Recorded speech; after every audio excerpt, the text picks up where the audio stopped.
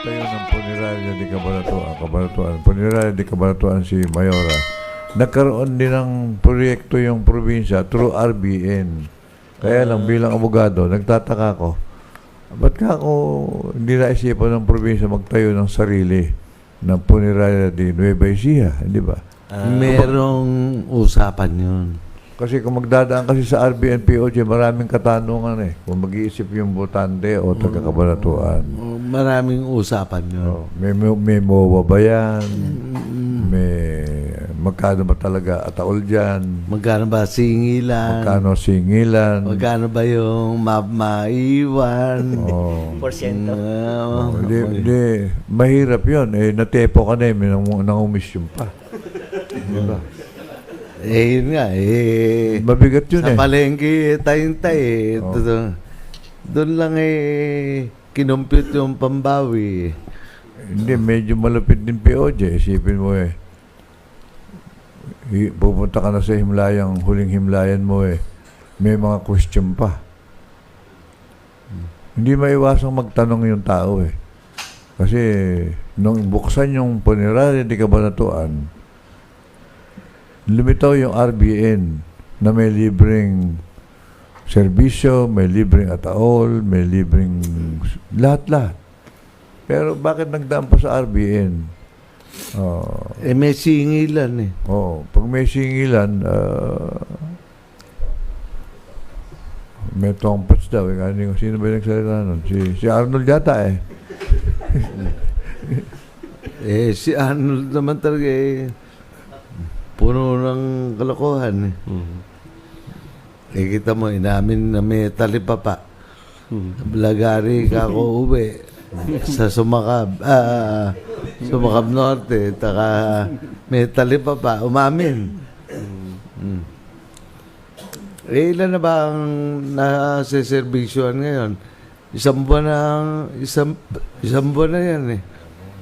Alam ba ninyo? Ang tanda ko 106 na eh. Yung isang araw pa POJ yun, na maglakad tayo ng Wednesday.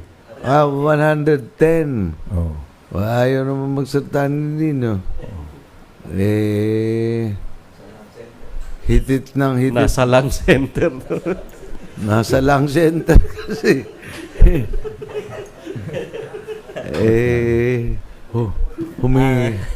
As of now po, POJ, nasa 110 na po yung nabigyan po natin ng magandang serbisyo na kahit papaano po ay meron pong dignidad yung mga yumao. At ito po ay magandang proseso. At ito po yung mga pamilya talaga na ito po yung kumikita ng 500 sa araw-araw na hindi po tagakakayanin. So, Kaysa umutang pa sila ng pampalibing, so ito po, hindi na po nila kailangan mangutang. So ito po ay libre naman. So po. hindi pinagkakakitaan yan. Hindi po. Hindi. Ano ba ang rock ninyo? May tatanong lang ako sa iyo. Ano ba kaibahan ng pag yumao ka sa Cabanatuan, Punerarya de Cabanatuan ka inihimlay at sa RBN? Ano ba kaibahan nun? Siguro po, yun pong atin po ay programa. Programa po ito ng LGU eh. Yung kanila? Hindi ko po matatawag na programa yan dahil privado pong sector yung RBN eh. Private yun. Private entity po yun eh. Ito pong sa atin talaga ay nasali, programa po ng lungsod. Nasali umali ron?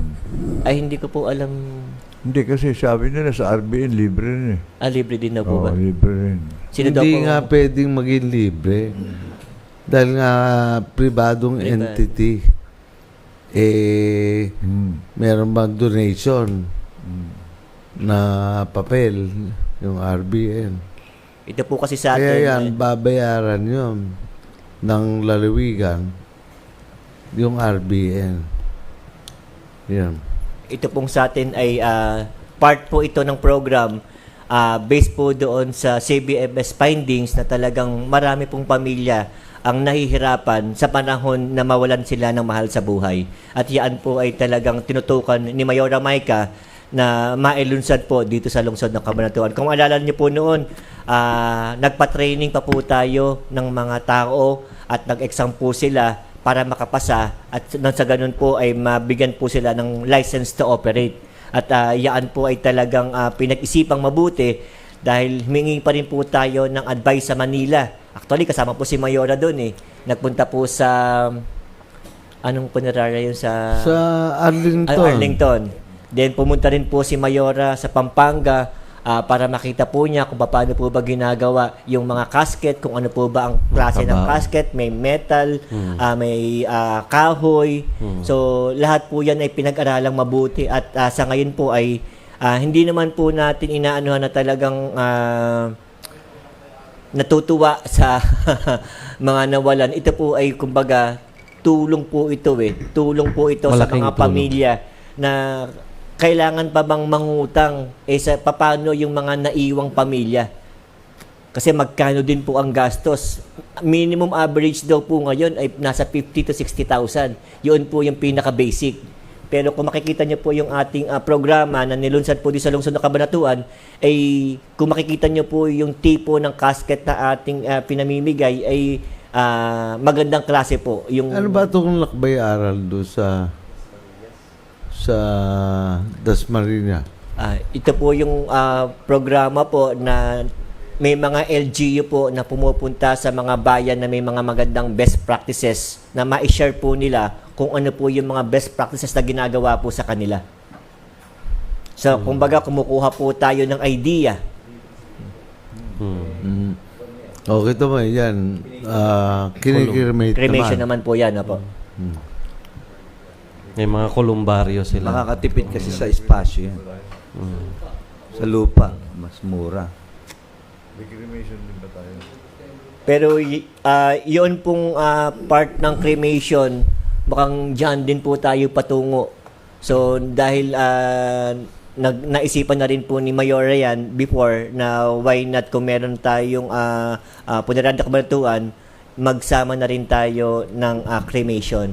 So naisip na rin po yan dahil naalala po natin noong panahon po ng pandemya, dahil yun po ang paraan noong araw na maglibing by cremation. Kaya naisipan din po yan ni Mayora. Pero siguro po, in the future, baka magkaroon din po ang Lungsod ng Cabanatuan. So meron kasing mga dapat na mga, kumbaga, may mga patay na dapat ay i-cremate. Cremate. At merong mga patay din naman na pwede namang iburol. So yun naman ang importansya nung meron tayong ding cremation. Tsaka anuhin natin yung lupa. Kasi yung space na tinatawag na through the years, dumadami ang nawawala. So, baka mamaya maubusan tayo ng space. Actually, may naalala po ako nung minsan pinapunta po kami ni Mayora Maika at ni Kong Jay sa China na talagang nag-research na rin po kami kung paano po ba ang ginagawa sa cremation, ano po ba yung mga kailangan na makinarya, paano po ba nito nagse-set up. So, napag-aralan na po namin nung last year yan. And nung nagpunta po kami sa China ay tingin-tingin na rin po kami kung paano mag-build po ng crematorium na tinatawag.